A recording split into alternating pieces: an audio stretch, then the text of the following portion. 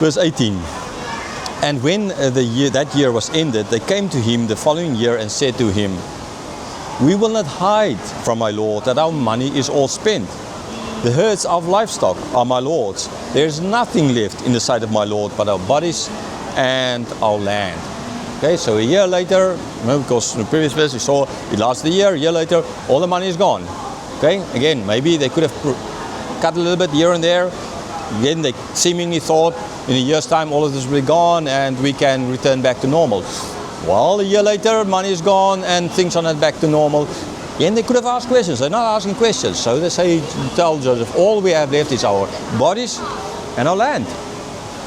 Okay, now they still have land. Okay, he's not going to take the bodies and then now you are my servants. So everything logically and just so like getting two for the price of one.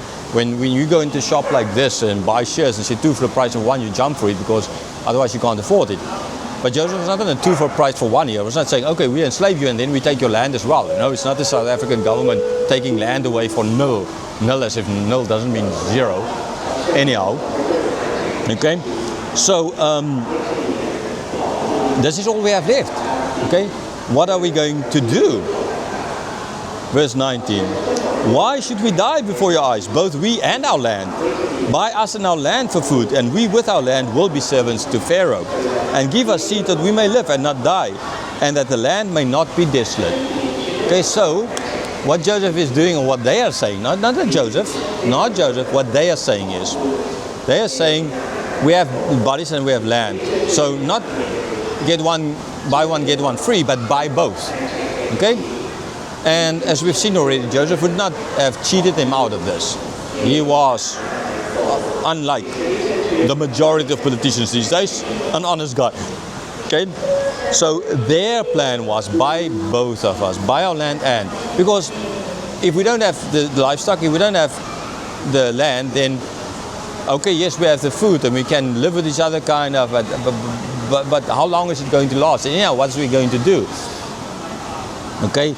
So, being then servants, when they sell their land, they can't live on the land anymore, right? So they don't have a place to stay. So they would be forced to the cities to come and live in squatter camps. But if they are now servants of Pharaoh, right? Then Pharaoh will take care of them, right? That is what you work for someone, that person. Like you get a job, say for example teaching, then the school provides, well not all schools, but you know in an international school, then they provide for you for a place to stay, right? Because you work for them, so it's part of your salary, right? So it's actually brilliant the way how it's done. So like if they enslaved them, they took the land and enslaved them, then they were slaves, right? Just that, and they had like no care. But now they're servants and they sold their land, they have food, they have still money to buy food. And they work for Pharaoh, so they have food, money to buy food, and they work for Pharaoh, so they get money for that as well. And Pharaoh provides for them for a place to stay. Okay, because now you know what happens when everybody leaves the farmland and go and live in the city. You see the Industrial Revolution in England, for example. Remember go and read the Dickens books of the debt prison. That is what an unfair system does to you. It puts you in a debt prison. They were not put in prison, okay? So the system there, what the Queen Victoria came up with in London during the Industrial Revolution was evil. Okay, I'm not even now starting to speak about all the wars that started in South Africa, the Anglo-Boer Wars, and India, and all over the place, right? The Opium Wars, and it's interesting. The Brits get so angry about the other day an article about the Germans never saying sorry for killing the people there in Namibia. But the Brits have never said sorry for killing and massacring people in India, South Africa, you know, our forefathers and the women. Never, ever. But anyhow, but that's the Brits for you, right? Everybody else guilty but them. They were a lot evil. So what they did, Queen Victoria there, was enforcing this on the people, was a lot worse than what they are doing here. Okay, so Joseph did nothing wrong. This is actually very, very superhumane. Okay. So this is not communism, for sure not. This is for their survival, and they themselves agreed to this because otherwise they would have no land, no place to live. But now they have money, they can buy food, and they have a place to live because Pharaoh's taking them. They're not They're not chased off the land, put into squalor camps, and they need to survive. They're not put into dead prisons. Okay? So you need to understand that what is really happening here. And I remember as well as a child growing up, I always thought, man, this Joseph, this is so wrong what he did here. And I've heard it said from so many Christians that what Joseph did was just communism, like this is evil, kind of. It's because you don't understand the situation, right? And you see, it was actually for their good. The same way God put Joseph there. So if God put Joseph there to do this, then if you say what Joseph is doing is bad, that means it makes God bad, right? So think about what you're saying when you love, well, not democracy, but now I like money that much. Capitalism that much that you just see communism here and whatever, Joseph is just evil, okay? Because if you see that here, then you're actually saying God is bad and is evil. So think before you say things, Christians, repercussions of your words. And so we become your servants, so you buy, and as well they end up as give us seed.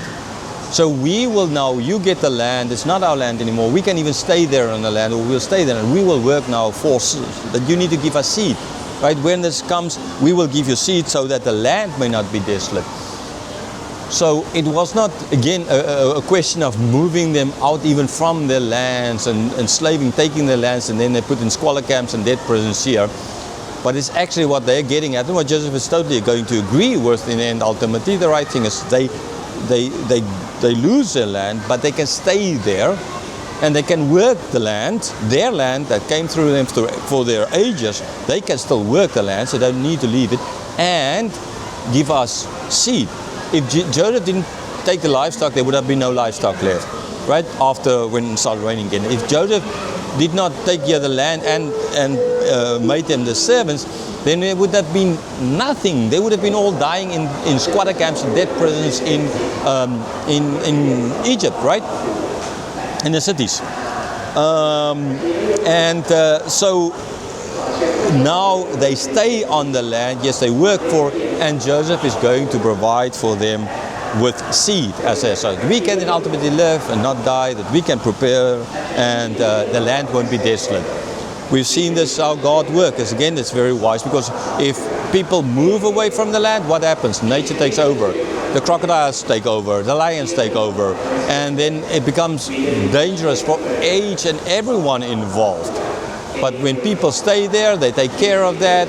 We will see it later when the people enter the promised land, where God didn't just let them kill everyone at one moment. They took parts of the land as they could fill the land, so that nature ultimately did not become their enemy.